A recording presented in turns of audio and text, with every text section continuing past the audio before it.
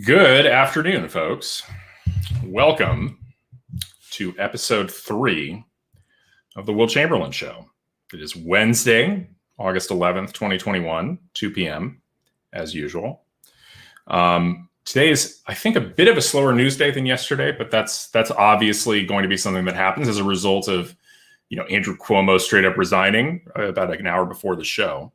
But there's still plenty to talk about. Today I've, made a decent effort to sort of read the news and really get up to speed. And there's plenty to talk about that I don't think is really getting covered on Twitter or on any number of other places. So we will get into that in just a moment. But if you are new here, please make sure, hit that. If you are on Twitter, make sure you hit the way to subscribe to my live videos on my Twitter feed. If you are on Facebook, go ahead and hit that like button. That's on facebook.com/humaneventsmedia. If you are on YouTube, even if you're not on YouTube, I'd highly recommend this. Go to youtube.com/humanevents and subscribe. That gets you access to my content all the time. And we will be very shortly up on all the podcast streaming services. I highly recommend you subscribe to me at that point, because that way you can get access to these when you're working out, when you're running in the morning, when you're doing the dishes, any number of places if you want to consume this passively. That said, we also are this is a live stream. And so we are trying to do active, and that kind of gives you the idea of the format. Basically what we've been trying to do and what we're going to continue to do is start off the first 30 minutes, 40 minutes where I just go through the news and talk. And so that way that it's consumable by podcast listeners, not doing too much interaction with the chat, but then the last 20 minutes or so, I like to go through all the chat questions and talk with you guys. And if that's the time when you want to interact with me and get my takes on the news of the day or the things I've said, that's the time to do it towards the end. And I think that's the best way to sort of bridge the gap between live streaming and podcasting, which are two different media, but similar enough that I think one can do them at the same time if you're thoughtful about it. So without further ado, let's talk about the news today. So, first piece of news, YouTube has suspended Rand Paul for a week over a video disputing the effectiveness of masks. And I want to start with this New York Times article, not because it's particularly good. In fact, it's bad, but it's at least what people would consider the paper of record. And yet it has a moment in here that just is so, garish in terms of the way they refuse to recognize the divide between news and opinion. Quoting, the introduction from this journalist, Daniel Victor, who I've never heard of. YouTube on Tuesday removed a video by Senator Rand Paul of Kentucky, and for the second time suspended him from publishing for a week after he posted a video that disputed the effectiveness of wearing masks to limit the spread of the coronavirus. Skipping down, quote, in the video, Mr. Paul says, most of the masks you get over the counter don't work. They don't prevent infection. Later in the video, he adds, trying to shape human behavior isn't the same as following the actual science, which tells us that cloth masks don't work. And then you go down here and you see from Mr. Victor, he says, quote, and this isn't him necessarily putting this off on anybody else. He's just saying it, quote, in fact, masks do work according to the near unanimous recommendations of public health experts. And I just want to be like, are you a journalist or an opinion writer? Like, you are not a public health authority. You should not be making this declaration as a matter of fact, as a journalist. And so I think in general, one of the things that I learned today, because, I was trying to figure out the news and really reading the Wall Street Journal, is the Wall Street Journal just doesn't do this stuff, right? They do not put themselves in a position where they are, holy cow, viewership just collapsed. Sorry. Just randomly, the numbers went down dramatically. I wonder if YouTube heard me saying something about this and decided to close the stream. Anyway, but basically my point being that the big problem here is that New York Times is not in a position to make these determinations. They should just be reporting on what's happening rather than in their journalism making these very, very aggressive claims. That said, I think overall this indicates one of the basic problems that exists with if you're talking about how Rand Paul and other libertarians approach things. And this is an article from the Washington Examiner, and we have it here, and it goes through much of the same thing, and it goes through further kind of some of the quotations from Rand Paul, where he talks about what happened to him. But I want to focus kind of on here, which I think is sort of indicative of a libertarian issue with how we think about dealing with social media companies. Quote, it really is anti-free speech, anti-progressive science, which involves skepticism and argumentation to arrive at the truth, Paul said. YouTube and Google, though, have become an entity so huge that they think they are the arbitrator of truth, end quote. I agree with that. I think that's exactly right. But then here it is. It says, quote, he advocated he advocated for using alternatives to YouTube, such as Rumble. My hope is that maybe through competition, we'll prove them to be wrong in their ways. Competition? Like, really? I think this is sort of, there's an underlying tension, and I love Rand Paul. Don't get me wrong. This is totally said out of love. I totally love him, but there's an underlying tension in his arguments here. His first argument is that they're effectively an arm of the federal government. And then the second hope is that he's hoping that through competition, maybe that we can solve this problem. This is not the type of problem that's going to be solvable via competition. Ultimately, I think, YouTube still has the biggest audience. It is the biggest place around. And that, so if you're not on YouTube, if you're not able to use YouTube, that's a serious hurt in your ability to reach a broader audience with what you're saying. And the fact is, yes, they are acting as an arm of the government. And the funny thing is, like, it's completely unfair, right? Like, this is, as Glenn Greenwald points out, YouTube suspended Rand Paul for saying something that Michael Osterholm, who was a Biden COVID advisor, said last week, which is that cloth masks are completely ineffective, right? But they're not N95s. That much is obvious. Again, as Greenwald pointed out here, what did Osterholm say? Quote, we've all done a disservice to the public. When you actually look at face cloth coverings, the cloth pieces hang over your face. They have a limited impact in reducing the amount of virus that you inhale in or exhale out. And quote, I've been really disappointed with my colleagues in public health for not being more clear about what masking can do or not do. I mean, this is not a dramatic difference from Rand Paul saying. It's basically the exact same thing. And no one's being anti-vaccine. No one's being anti-science. In fact, they're looking at the science. It's just, and yet YouTube has deemed itself the position. It's weird. This is broadcasting live on YouTube. I wonder if it just got yoinked off. Who knows? But YouTube should not be in the position of trying to settle this debate, nor should they be in the position of taking sides with one person or the other. And I think, I really think it's on our public health authorities to do more. I'm muted.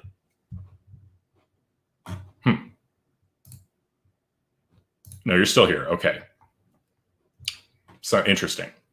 So I don't think I'm muted. I would have seen more from other people who were watching.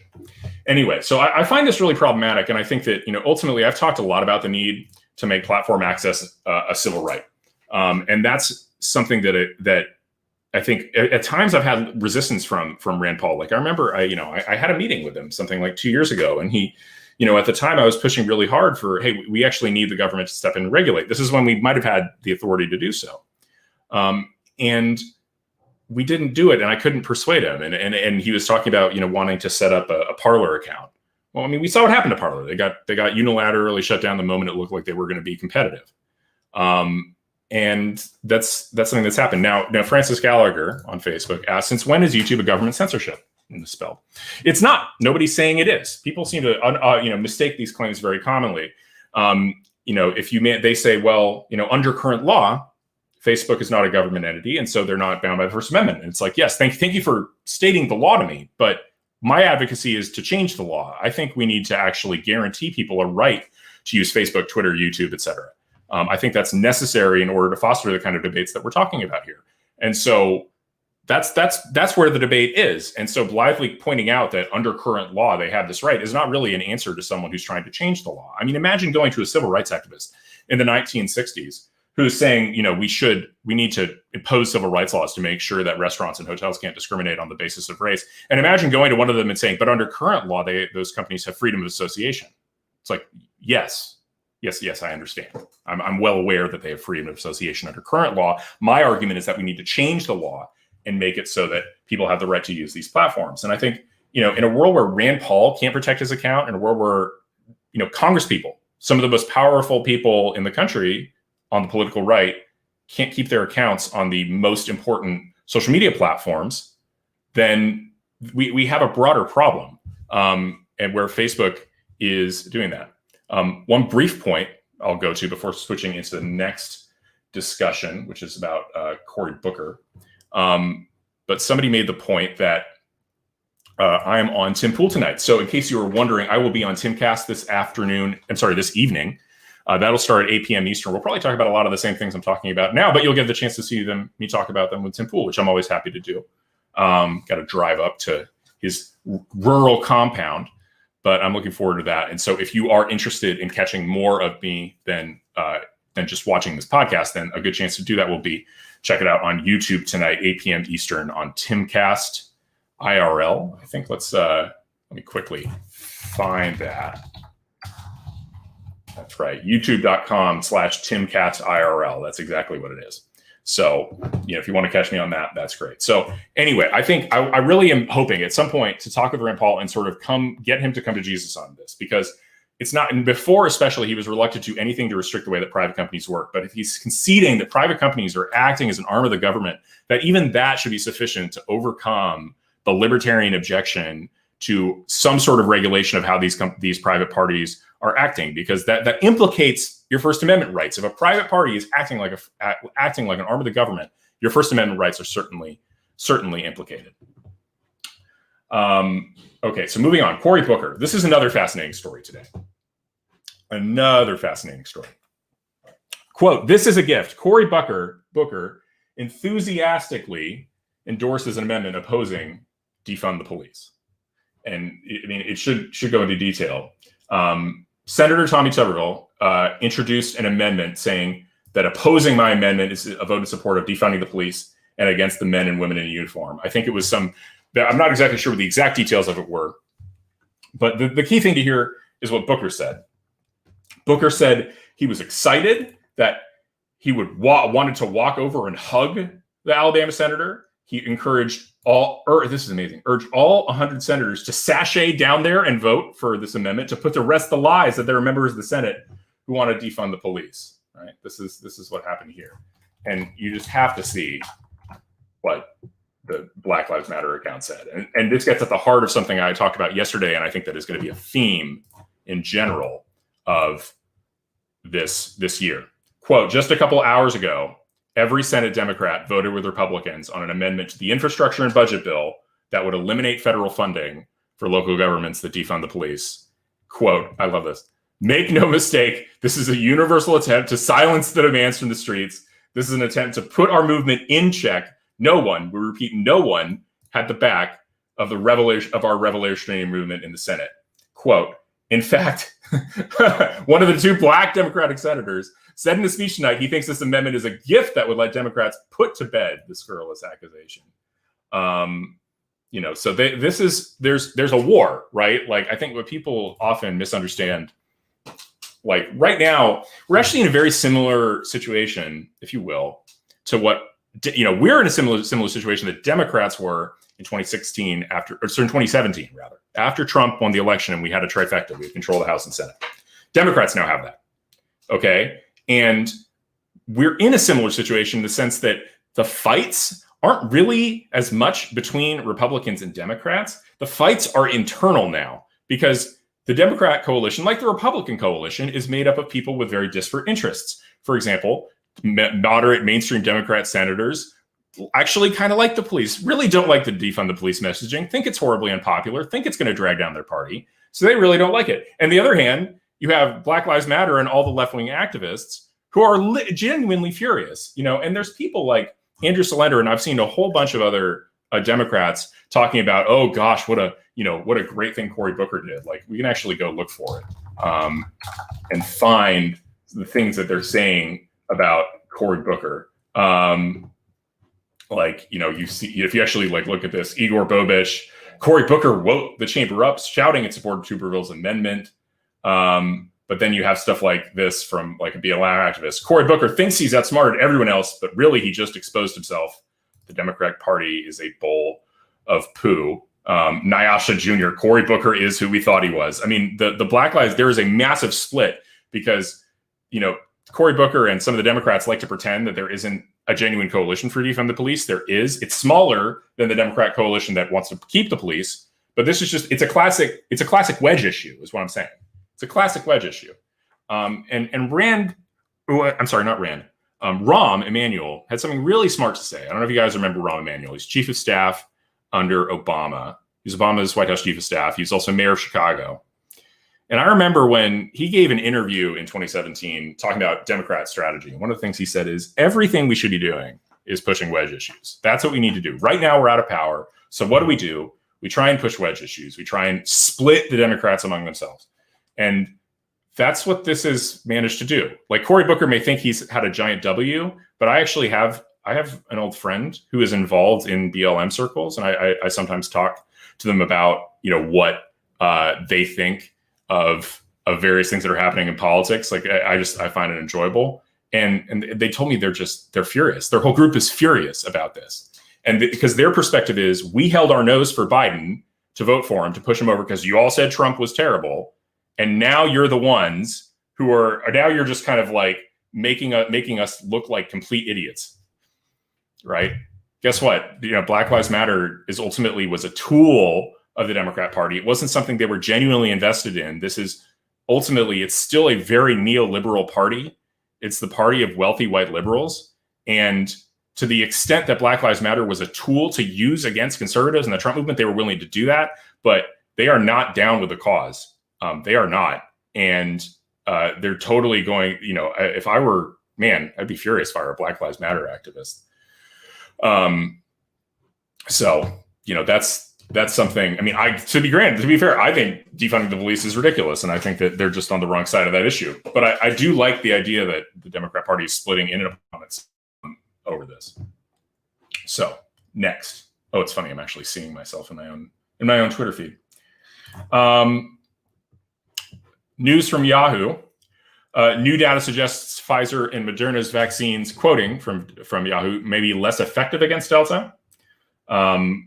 This is a new preprint study. Now, it's not peer reviewed, so it's not completely, clear if this is totally accurate. It hasn't been vetted completely, but this is Mayo Clinic, so it's not trivial. The study found that the Pfizer vaccine was only 42% effective against infection in July. It's been more effective, broadly speaking. Over the entire study period of the first 6 months of the year, it was effective 76%, but it's dropped dramatically. That said, it still says it's substantially effective against hospitalization and severe disease. But it's getting less. I mean, this is just real. This is the study suggesting that the Pfizer vaccine is not working. Also interesting, the Moderna vaccine is still working very well. You got to wonder what the actual difference is.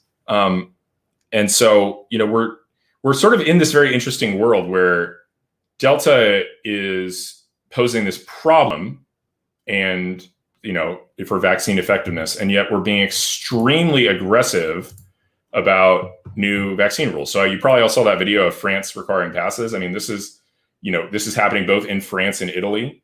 This is just real. To dine in France, you need to actually be able to show a digital health certificate saying that you got the vaccine.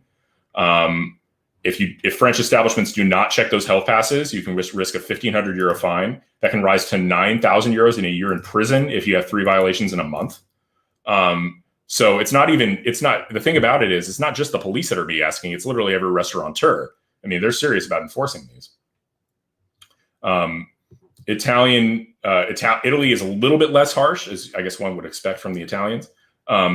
They $1,000 fine if they don't enforce it, and can be forced to close for up to 10 days for 3 violations. The patrons can be fined as well. I mean, this is terrible stuff. And, Italy has the one benefit. I think Italy said that they allow people to dine outdoors without vaccines. But, as this one proprietor, La Tourelle, I'll quote from the Wall Street Journal article, at La Tourelle, a bistro in Saint-Mond, east of Paris, the number of people who came in on Monday morning was down 80% from a week earlier, something he attributed to the new rules. Of those who did come, about half returned away, some of whom only had the first vaccine shot. We're here to provide pleasure, and the first thing we do when a client sits down is ask to check their health pass. That bothers me a little. Yeah, it should. It should.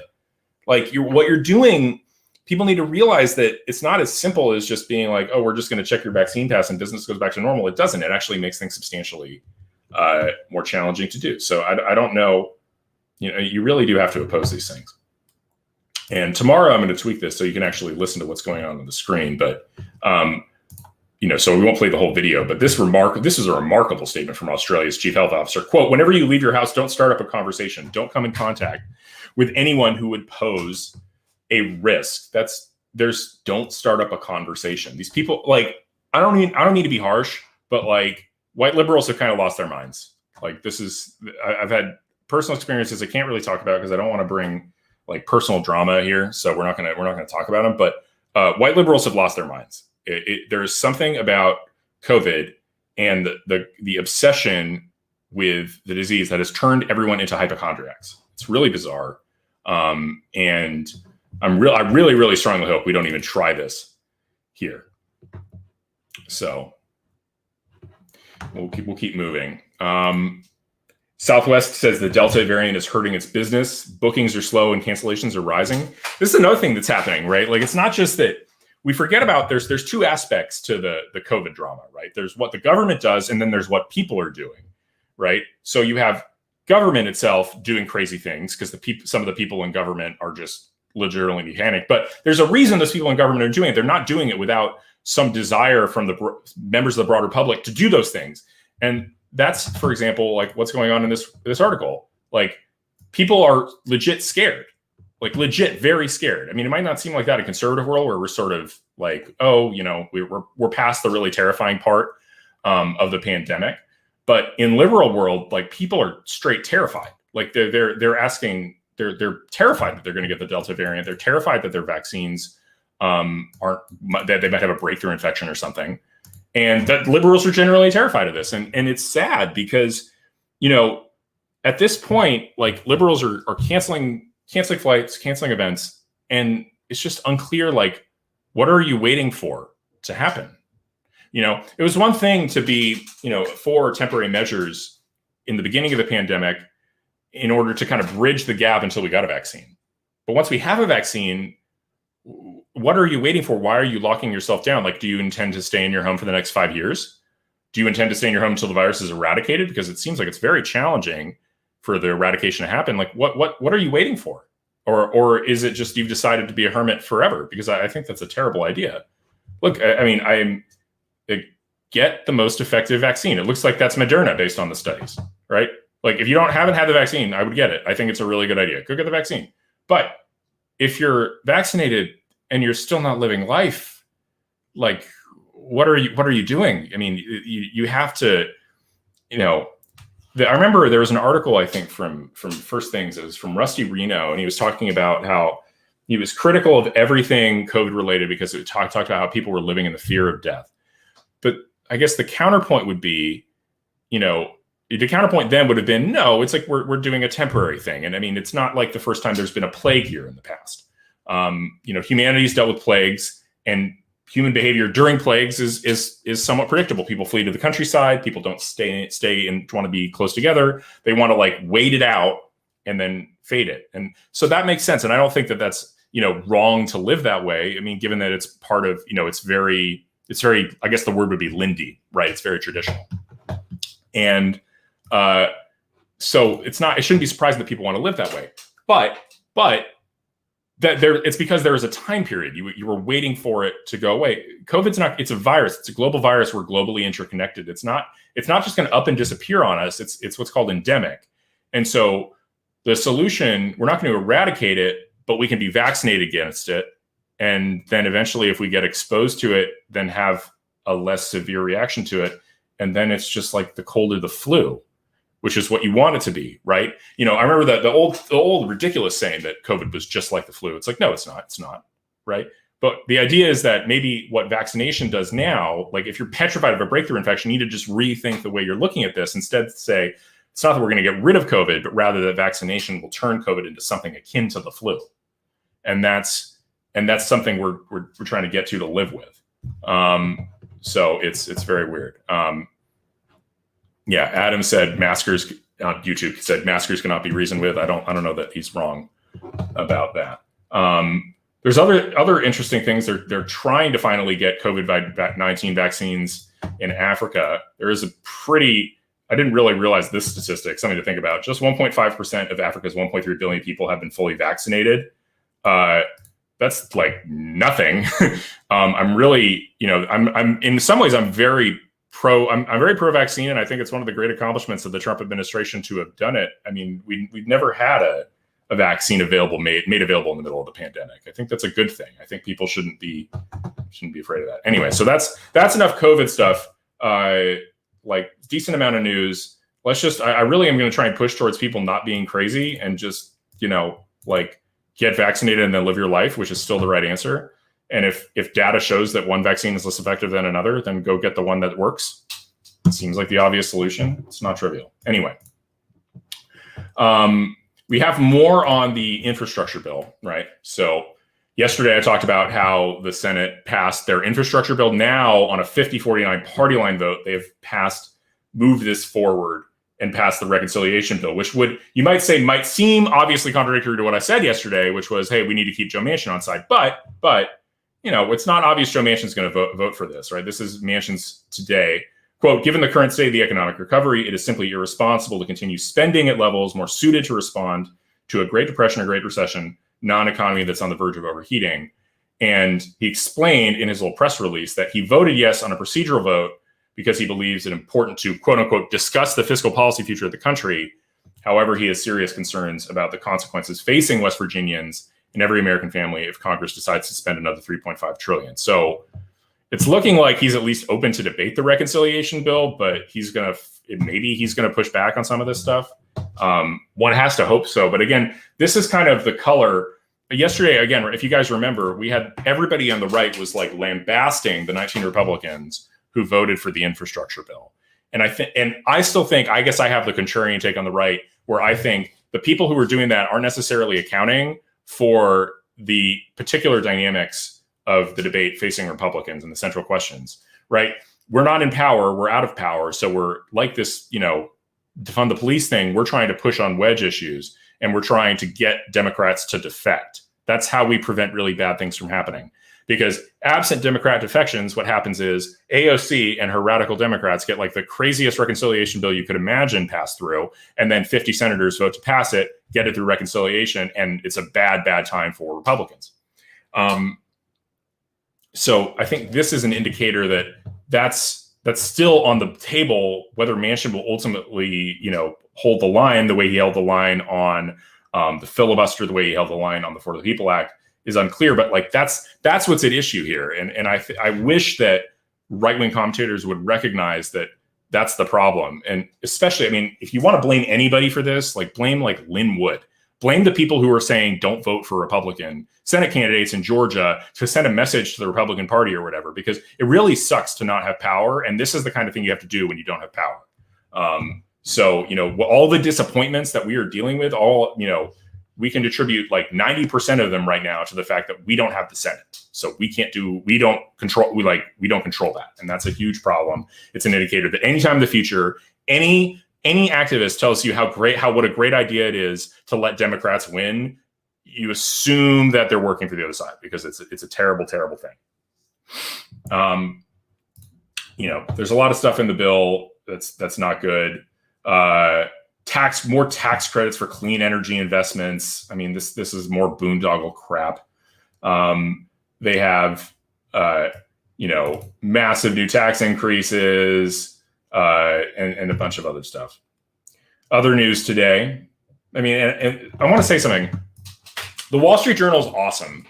And it's not awesome necessarily because I agree with their editorial line completely, but every time I read a Wall Street Journal article now, I'm just noticing that I am impressed at how even-handed it is. I wish all news was like that. We talked about at the very beginning how the New York Times article about Rand Paul was just biased and argumentative from the get-go, and it's posing as reporting. I hate that. I just can't. It's like I have a revulsion to it. The New York Times should be the paper of record. They should take being objective seriously, and they shouldn't be trying to push any particular party line.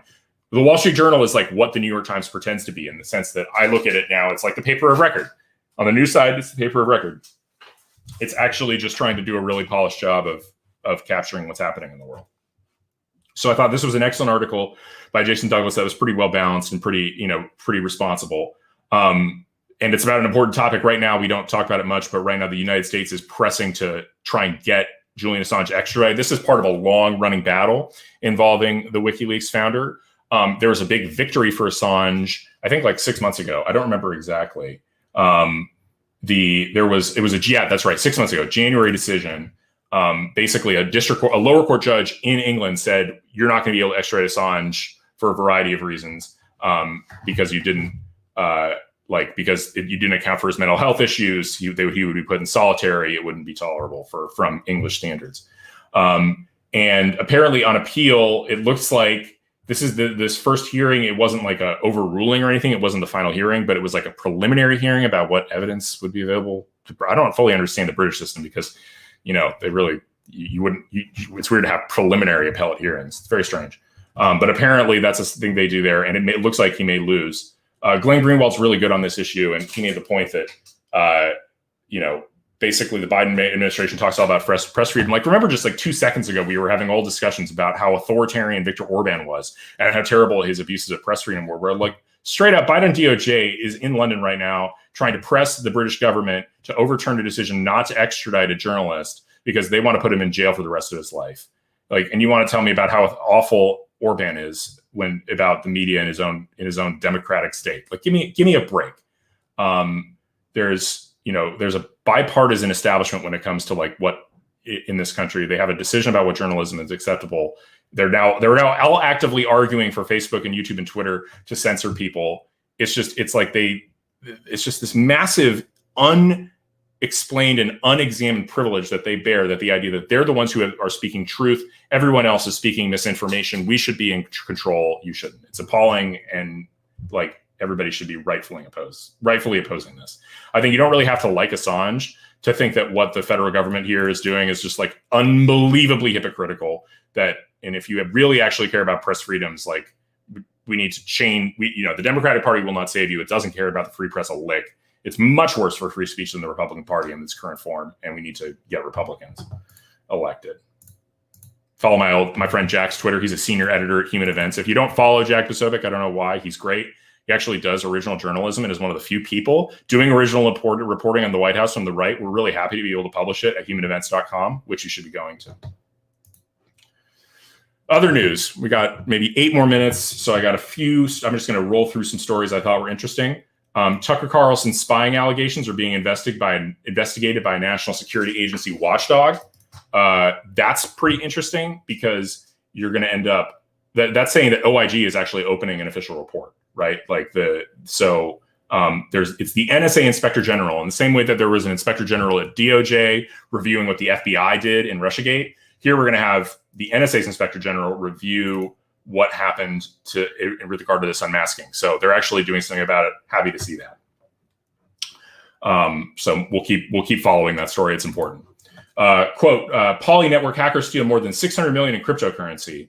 I'm a very contrarian person on cryptocurrency from most of my audience. I remember I found this out when I went on Tim Pool. Well, I'm going on today again, but I'm going on with Tim Pool at like 8 p.m.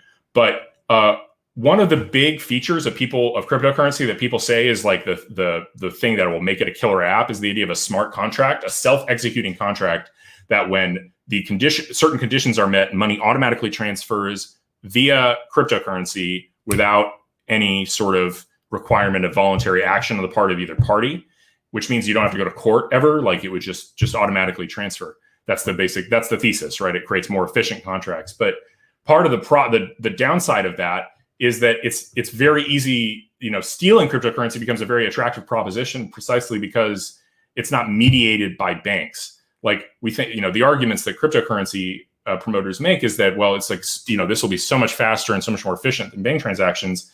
And it's like, well, the reason bank transactions have some built-in inefficiency is because you're trying to catch things like fraud. Like there's a reason, if you actually try and transfer 20 grand out of an investment account, you're going to get a warning, a heads up, like a bunch of letters, and it won't happen immediately because that sort of friction is built into the system to protect against fraudulent transfers.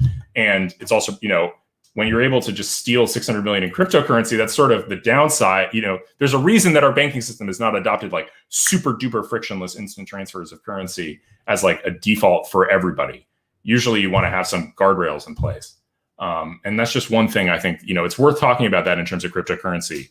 One of the things I've talked about with crypto before is that I'm not a big believer. You won't be surprised. I'm not a big believer in crypto. I don't think it's the answer to, our problems, whatever problems you might have with the Federal Reserve. And we can talk about that more over the coming days. And maybe if you guys have questions, you want to argue with me about it, we're coming up on the argument portion of the live stream. So that starts in 5 minutes. Afghanistan's looking like they're going to follow the Taliban anytime now. Quote, Afghanistan replaces its army chief as the Taliban advances continue. apparently this one city, Mazar-i-Sharif, is like the one place still controlled by the government in the north of Afghanistan. Not a good sign. You might say, well, how terrible it is that we left. But with in episode 1, I talked in detail about the idea that if Afghanistan is going to be a failed state and the Taliban is going to take over after 20 years, the blame for that does not fall on the people who are encouraging withdrawal. The blame for that falls on the people who started the war in the first place. And that would be, the neocons and Liz Cheney's dad. Finally, last thing that I thought was sort of interesting to keep in mind, there's a massive chip shortage, apparently, like computer chip shortage.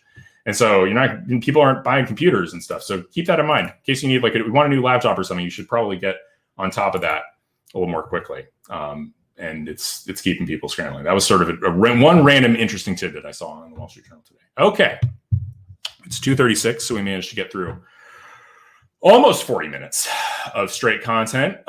Now's a good time to remind you, if you have made it this far, certainly you should be liking and subscribing what we're doing here. Like it on facebook.com/Human Events Media. Subscribe and hit that bell on youtube.com/Human Events so you get a notification when we go live. And when we get the podcast going, keep an eye out. We'll tell you about it. But you can subscribe to the podcast and get this content in however you consume your podcasts. So with that, let's go to comments, and I'll start with the most recent stuff and look about this.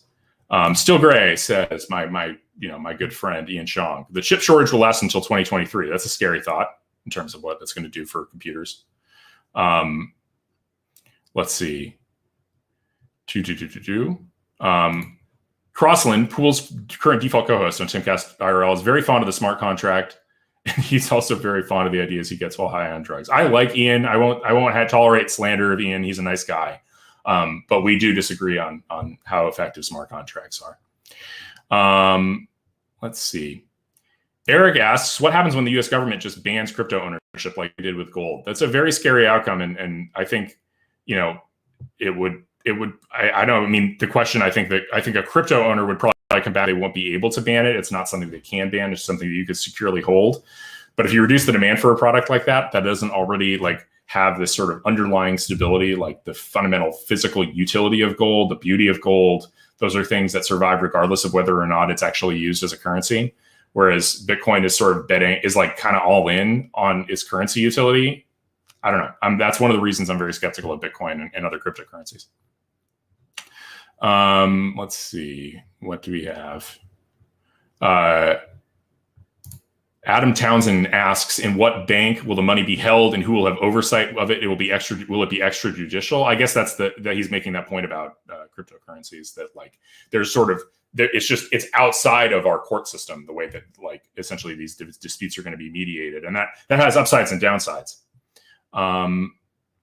Dave Bear says it'd be great to see you on Sidebar with Viva Frey and Barnes. I'd be happy to go on with the two of them anytime. So if you want to ping them and tell them Will is perfectly happy to go on their show. I don't know that I've gotten an invite, but Barnes has my number. So if Barnes wants me on, they can get. And I think Viva Frey follows me. Not sure, but would be happy to do that. So Uppity G Livestockian says, quote, I see people pulling the mask away to talk from exactly the area they're not supposed to touch. We're never going to get full compliance on proper mask wearing. Too many don't fit right, et cetera, et cetera. I think that's all true. That's why vaccines are such a better answer. And they have been from the start. To me, I look at masks as they were a stopgap measure until we got a vaccine. But the idea of returning to mask mandates after a vaccine is available is just it's pretty silly. Somebody says, Maddie Adams says, I've spent 20 years as a surgical nurse, quote, mask wearing protocol is worse than not wearing them. People do not know how to wear them. They basically have a petri dish on their face. I don't know. I'm tired of wearing gross masks in the same way that everybody else is. I think that's actually a very, very good point. What else? Roman Candle says it's almost impossible for a child or a vaccinated adult to die or have a serious bout of COVID. Most people don't even have a rudimentary understanding of probability. And that's true. And the media is taking advantage of that fact. I think it's and that's what's getting me so frustrated with the way that the way that liberals are so completely freaked out about the Delta variant. Everyone needs to calm down. Freak out was absolutely reasonable in April 2020, and it's just thoroughly unreasonable in August 2021. Thoroughly unreasonable. Carly Ellison says Rand's rhetoric is going to put thousands or millions of people in the hospital, in the morgue, or otherwise. Like, that's Carly. That's just totally unsubstantiated nonsense. Totally unsubstantiated. If you're saying that, and you're saying Biden's own advisors would do the same thing. Let's see. Adam Townsend again here says that in Manhattan, about 70% of people are masked. Yeah, not surprising. I would say it's not nearly that high here. It's more like 30%. I don't think, but we don't have a mask mandate in Arlington. I did go into DC and start seeing more of them because there is a mask mandate, I think, in DC. Let's see. What else do we have? I like this one from Roman Candle. In the words of Christopher Moltisanti, we're sowing a little dysentery in the race. Dissent. Dysentery. That's amazing. That's amazing. A novel use of the word for that disease. Let's see. On the Booker issue, William Shaw says, quote, I thought Booker's performance was to sarcastically criticize the Republicans for supposedly wanting to defund Capitol Police. No, that's not. I don't think that's what that was about. I think it was pretty clearly about trying to, basically make the claim that no Democrats ever really supported defund the police, and that that attack is dishonest. That would be my understanding of what's going on there. And I'm also happy to be, Maddie Adams says, I'm glad you're here on YouTube. I'm glad to be here on YouTube as well. If you're not on YouTube, I think it's probably a better product at this point. Though getting rid of Periscope was a huge mistake. Let's see. Okay, who do I like? Okay, so now we're close to the end. I'm back to more recent comments. Who do I like most for California governor? I like Larry Elder. Larry's a smart guy, lawyer, experienced, a lot of popular support. I'm not impressed by the people who hate on him for his comments about saying that we need to kind of move on and focus on the 2024 election rather than endlessly litigate 2020. I agree. I think we need to focus on winning. I do not. You need to demonstrate. I'm a pragmatist above everything else that drives my politics, because my basic thesis is it's really bad for Republicans when Democrats win. We need to be super pragmatic about trying to focus on how do we actually win under the current circumstances. So, I think Elder has it right. Change the laws, make things better, and focus on winning the next time. PDN says, everywhere Bitcoin has been banned, demand has gone up and holdings have gone up. I mean, that might be true short term. I just think medium to long term, it actually has to be usable and regularly used, and also used in ways that aren't just criminal, because that's a fundamentally fragile use case. Adam Townsend says, quote, I was referring to the infrastructure bill money. What bank and who will have oversight? What regulations, and will it be extrajudicial? Yeah, I don't know. Those are all good questions. It's like, and the funny thing is, that's where I'm not really in deep on what's in the infrastructure bill, only sort of, I think, trying to bring to the discussion that, this is a situation where we are not negotiating from a position of strength. We are trying to persuade Joe Manchin to not screw us. And if Joe Manchin did decide to screw us, we wouldn't have very much in the way of recourse. So it's a very different, I think that's the thing that's missing from much of the right-wing conversation about the infrastructure bill. Do I think there will be vaccine mandates in the near future for the US? I think in limited blue areas, I don't see it. I don't think it's possible to do it nationally. I think this is where our federal system comes into our advantage, because, there's a lot of power that is still left to the states. Now that states can use that power really aggressively, but they also can use it conservatively. And so we'll be limited. D Field says Fauci needs to disappear. I am really quite tired of Anthony Fauci being around. I think he should be facing far more questions about his role in funding, in being responsible for the funding of the Wuhan lab and the potential research that actually might have created this virus. So I think he needs to be off the stage, and we need, especially if, part of the big issue I want to say about this is it's ridiculous for a Democratic administration who is saying that they're out there trying to persuade Republicans to take the vaccine. That's their whole thesis. Republicans are the people responsible for not taking vaccines. It's not true, but even if it were true, is what they're doing actually going to create that? No, it's not. They're putting out weird gender bender people with fake press-on nails and bizarre outfits to be take the vaccine, as though that's going to persuade a normal Republican. It won't. Let's see. Uppity G says, we've gone maskless in my area, and we understand that if you're still worried, wear your mask, stay away from what got on their lives. Like, yeah, again, it's your prerogative. Like, no, I'm not saying you can't wear a mask. I'm just saying you shouldn't force other people to wear masks. Not at this point. Jeff Johnson says, the media doesn't talk about being healthy or actually doing things productive for your health. Just stay home and get even less healthy. Getting healthy is the best thing you could do. I mean, they'd lose money if people got off the couch and stopped watching CNN and anything else, right? Like podcasts you can do and be doing healthy things while you listen to a podcast, right? You can be walking, you can be running, just out on your phone and be listening to it. You can't be doing healthy things while you're watching CNN. It's not possible. I guess you could do it at the you could be on a treadmill or something, but whatever. How do we counter Still-Grass? How do we counter people like Linwood who are constantly harping on about election fraud? We press on with trying to actually win elections in 2024. I mean, I think the best solution here is just to ignore it. Just ignore it. Like, we occasionally point out that it's dumb, but in general, I think we should ignore it. I think California does need Elder, as Livestockian says. I think that's exactly right.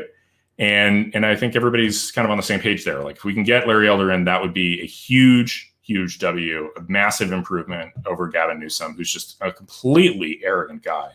He had the video the other day. I need to get in a position where I'm starting to actually use videos and clip them and show you guys. But it was really, really arrogant is something that happened to him. Okay. All right. Well, we're at 2:46. These are turning out 45 minutes. It's turning out to end up being about the right length, about as long as I can talk by myself, as fast as I normally talk, and be happy. So with that, I think we'll wrap it up. Thank you for watching. Thank you for being here. And if you are not satisfied with the amount of Will Chamberlain that you're getting, which is weird if that's the case, because I think I'm kind of cool, but maybe not that cool. But just in case you are, I will be on Tim Pool tonight, Timcast IRL. So you will be able to check in on me there. Looking forward to talking with Tim. He'll be headed up there in maybe 4 hours. 3.5. Driving up to his compound, which is beautiful. And so I think maybe 45 minutes is the right answer here. Yeah, as Uppity G Livestockian says, this feels about right for me too. I think 45 minutes is about right. It's about as long as I can really tolerate. Subscribe, youtube.com/humanevents. Like on facebook.com/humaneventsmedia. And again, look out for the podcast as it's coming and subscribe to that so you can listen to this when you're running, when you're working out, when you're doing your dishes, cleaning your house, when you're just relaxing. And I'm going to try and make sure that it is functional both as a podcast for passive listeners and also giving you a chance that if you want to participate and point out how weird my book stacks are, as Yui Baggy does. Like, I love live streaming, and I love being able to interact with your chat while it's going on. I think that's one of the coolest things about like this is modern technology and modern streaming. And so I want to be doing both. So podcast/live stream. We're doing both at the same time every day, 2 p.m. Eastern. You can count on it and see us here. And I will talk to you all tomorrow.